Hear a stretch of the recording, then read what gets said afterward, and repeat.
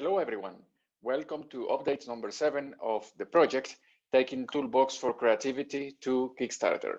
So a bit of a change in the background or the setting or whatever you call all this visual stuff.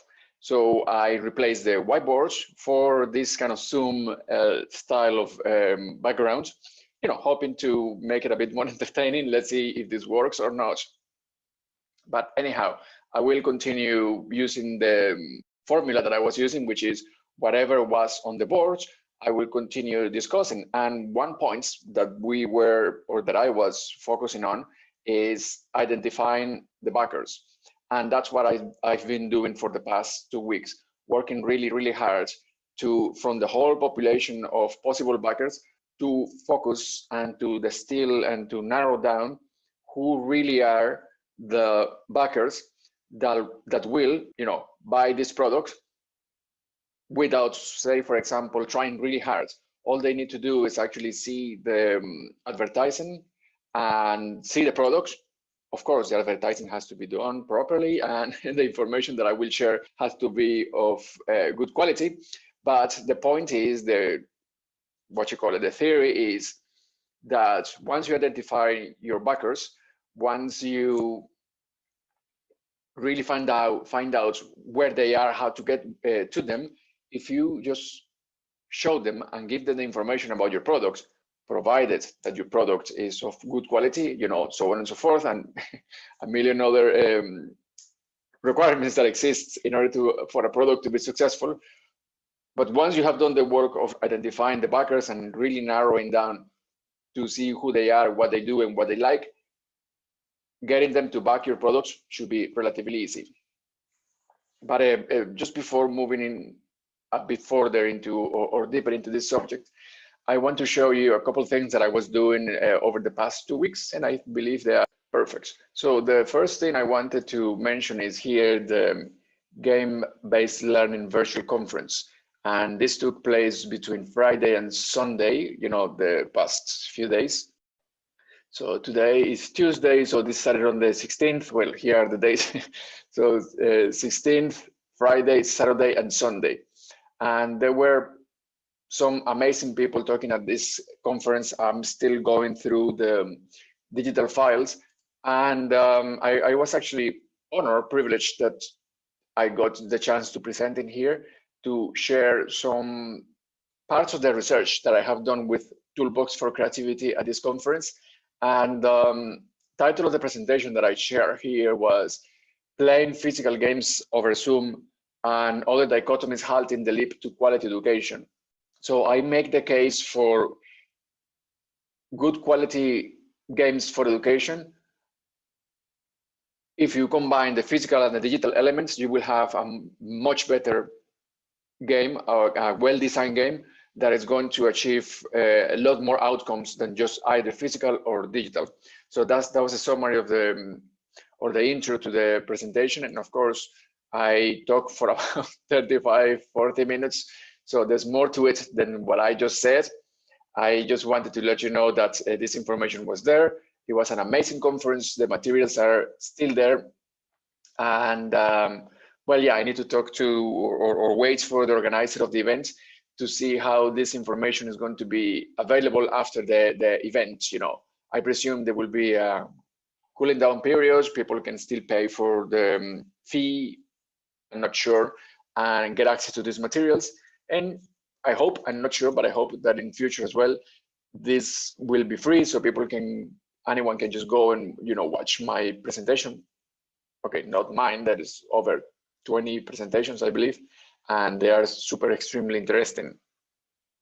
So that was one thing I was doing, and another one was I unfortunately could not listen to other talks. They were overlapping with some activities that I had already planned and I was doing, but I got to attend a few talks about from this crowdfunding summit. And I have to say,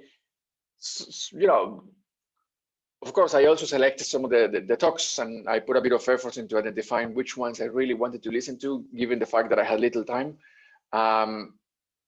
and they were kind of live, so they were not pre-recorded and available offline, or at least no with what you call it, with a free pass, which I had. So I had to be online at the time, at the moment that they were showing the talk. But what I listened to, really interesting. For example, one thing that opened my eyes was when it comes to crowdfunding and taking a project, say for example to Kickstarter or any other platform, but let's just focus on Kickstarter for now, like the way I'm doing.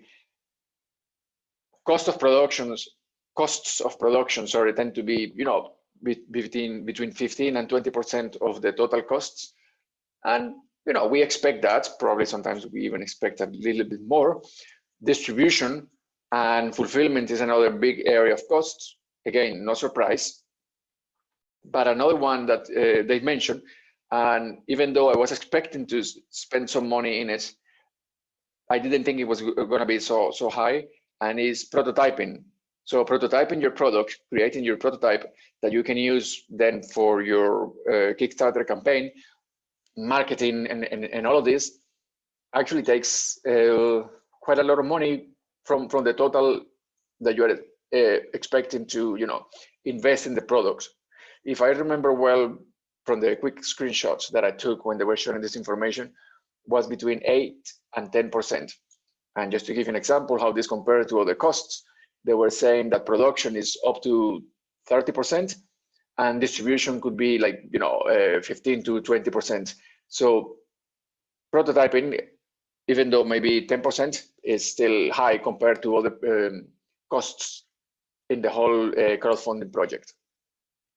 And yeah, so I was doing these two things over the past week, and I believe they are worth sharing because this is something that was kind of new to me. I'm not sure if it's new to you, but the purpose of these conversations and these updates is that you learn from what I'm doing, the mistakes, the successes, and hopefully as well once we launch and everything goes as it should, that you know what is happening and you learn with us and all of the amazing good things that happen from this kind of ventures.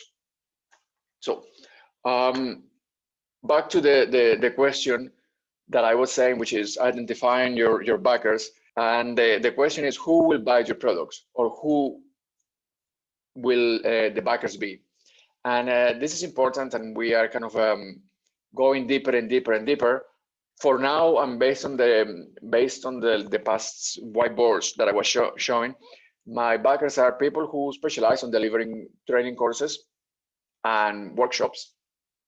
This is the audience that I'm working with, but I still have to go much deeper. I have to identify them. I have to find out more characteristics of these people, what sort of courses, what sort of trainings they deliver, how do they operate, do they work individually or part of small, medium size organizations. I need to find out as much as possible about people who will be in this population. And then let me see if I can think about anything more about this population that I'm saying. So for example, people who deliver, let's say,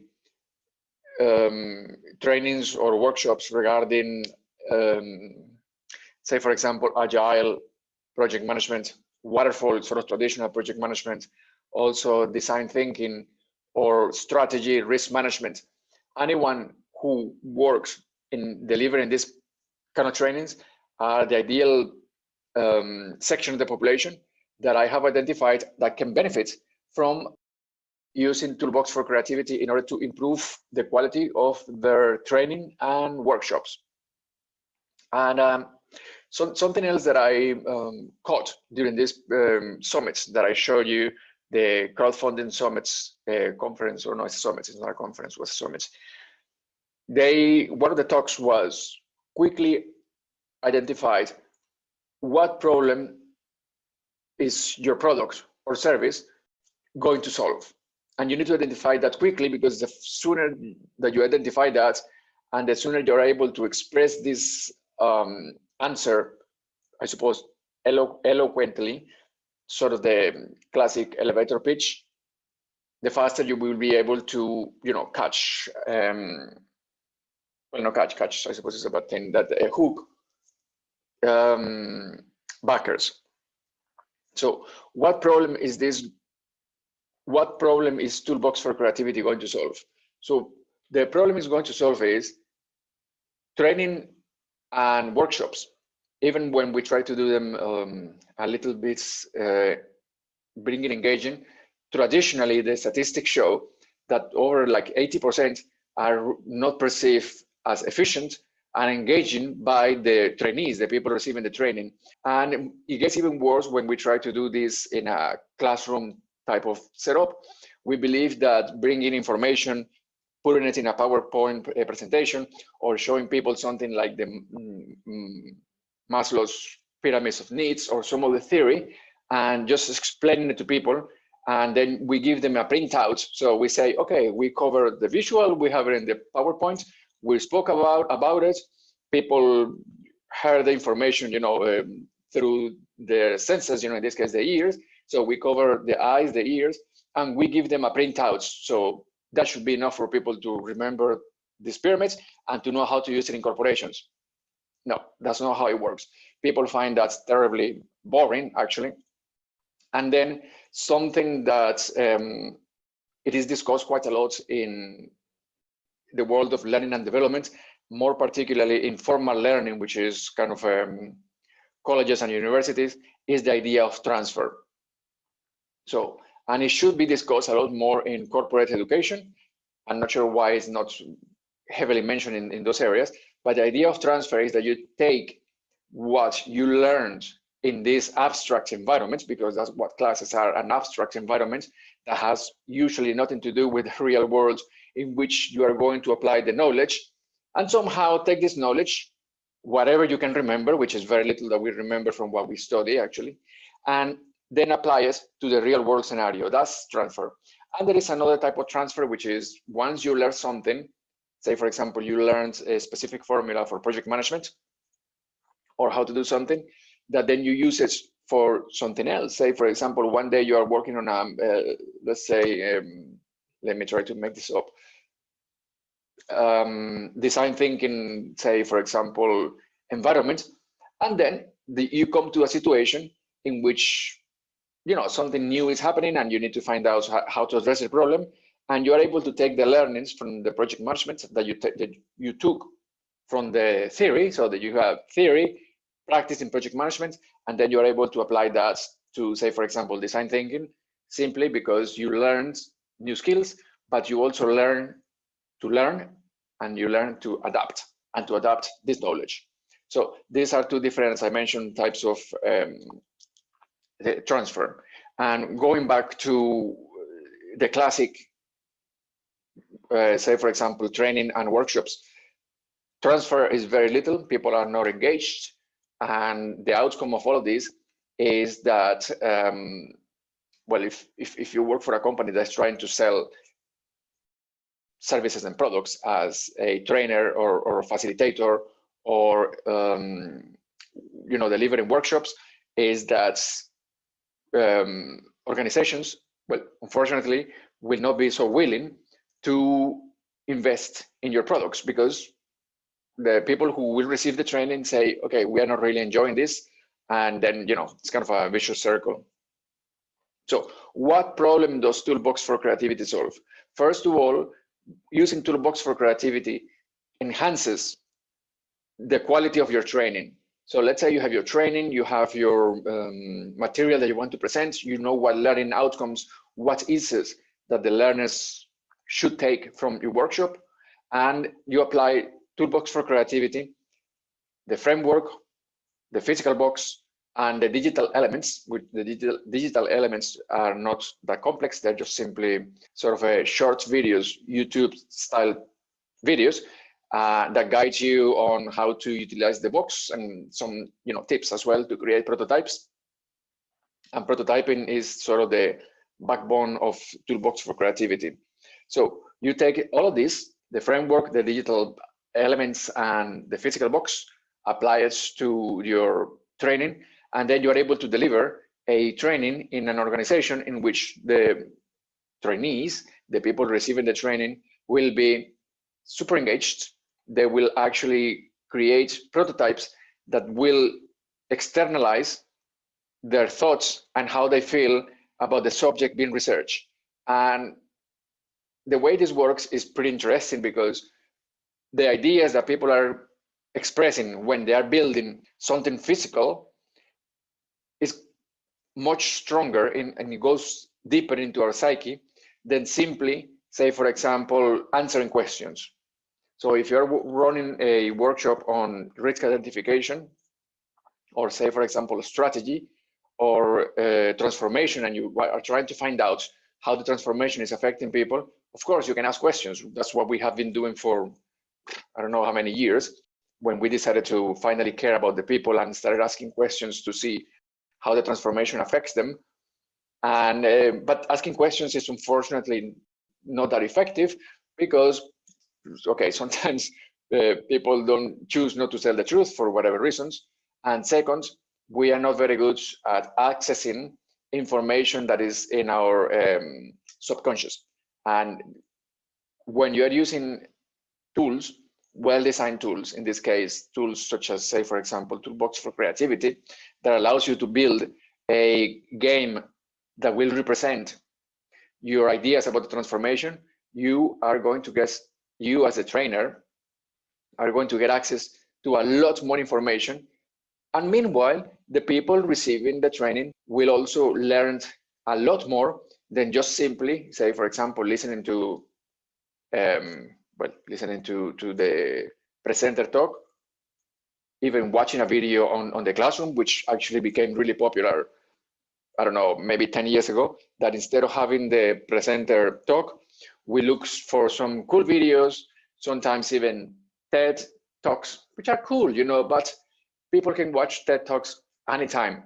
But we decided, okay, well, not decided, but some people thought it's cool to pimp up my training is something different, and you play TED Talks every hour. You play a short TED Talk just to keep things interesting, and it does break the monotony of the presenter talking, but it doesn't really give, in my opinion, any added value to the presentation. So the best way that I could come up with a solution, given the funding and given the constraints that I have, was using game development as a solution, as a tool for helping people to learn. And that is pretty much the history behind Toolbox for Creativity. So I know that I mumbled a little bit here on this, trying to answer this question, but the topic, the points that I took from this crowdfunding summit, which is identifying what problem is your product going to solve.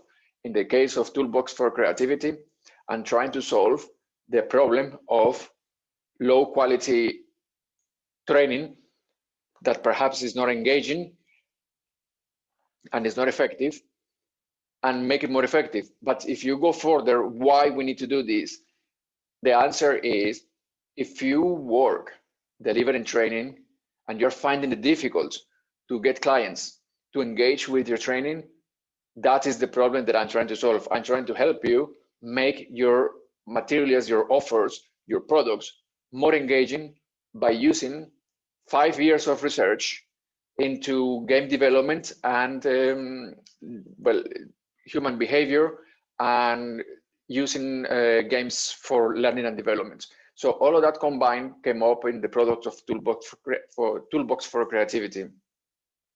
And yeah, but that's the problem that I'm trying to solve. And just to say something now, because we are after 2 years of literally changing the formula in which we do work and learning, people have opened up to other realities. So there is a lot of research out there, but of course, none of us can look into the future. But there's a lot of research out there that shows that the way people receive training, after having been exposed for 2 years of online training and having to actually go online and look for the training that they want and upskilling themselves using many different methods, this idea that we were using for a long time, which is we present to the people the training that they should receive, we give it to them in a classroom type of setting, and that should be enough, that is not going to work anymore. So the problem I'm trying to solve is, it will be a lot more difficult to deliver quality trainings and workshops if we don't adapt to the needs of the trainees, to the needs of the learners, and experience and data, there's tons of it, shows that people are not engaged. So we need to find a way to engage them and deliver quality training. So one solution is not the only solution, that's for sure, it's not the only one, but one solution, and this is the one that I'm presenting, is Toolbox for Creativity. And I'm offering this solution in Kickstarter, and solutions like this can be a little bit more expensive. They're usually also based on a yearly fee or a membership. And perhaps this will be the future of Toolbox for Creativity. But for now, for Kickstarter, I'm using a fee, which is when people back up the product, and they will have access to everything that Toolbox for Creativity has to offer. If in future we decide to go for anything further, like subscription or membership, if you get the product through Kickstarter, you will not have to pay this. This is the offer. This is what is available if you back up Toolbox for Creativity. Now, you know, in this startup sort of phase, I suppose is one of the benefits as well of catching good products at the start. You know, you can, for little investment, gain quite a lot. And yeah, so again, I am at the stage of trying to identify who the customers are who will back up the products. And if you know somebody who delivers training, if you know people or organizations like companies or even groups that specialize on delivering workshops and training and are looking for ways to improve the quality of the training, feel free to point them in this direction. Feel free to share these videos, because I will have then the opportunity to discuss with them what their needs and problems are and how Toolbox for Creativity can address them. You know, the more, the merrier when it comes to data. And then by collecting different needs from different people, I will be able to see exactly what are the perhaps limitations of Toolbox for Creativity, and then again use this information to keep looking into the subpopulation of trainers and people delivering workshops, and to find out exactly the niche. This is what I'm trying to do, find out exactly who are the people who will benefit from Toolbox for Creativity. So I went from a large population down to people delivering training and workshops. And now I need to go deeper into this population and keep trying to find out who these people are that will benefit the most from Toolbox for Creativity. So again, I'm asking for your contribution, for your help. If you know people who work in this area, delivering training, delivering workshops, the workshops can be varied. As I mentioned, Toolbox for Creativity is flexible in that regards. You can use it for agile project management. You can use it for design thinking. You can use it for strategy. It can even be used in classrooms to teach subjects such as history, mathematics, and many others. Nonetheless, I'm not focusing right now on, say, for example, classroom type of education, schools and colleges, because unfortunately for lecturers and teachers, it's difficult to gain access to the budgets and buy products such as Toolbox for Creativity. And unfortunately, schools and universities don't allow, say, for example, their budgets to be used for Kickstarter, so it's a bit of a problem there. That's why I'm not focusing on teachers and lecturers as my desired population. I'm going for professional trainers and people delivering workshops.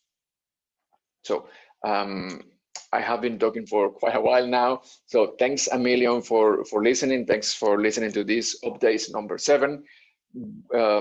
if you have any questions regarding Toolbox for Creativity, go ahead and ask. I will get back to you as soon as possible. And also, please share these videos. You know, as I said, in the case of data and trying to adjust or find out who the real customers are of Toolbox for Creativity when it comes to data of this kind, the more the merrier. And if we are lucky enough to identify these people, hopefully they will also translate from this process of identification to the process then of Kickstarter and backing up the products. So thank you for watching. It was a bit long update.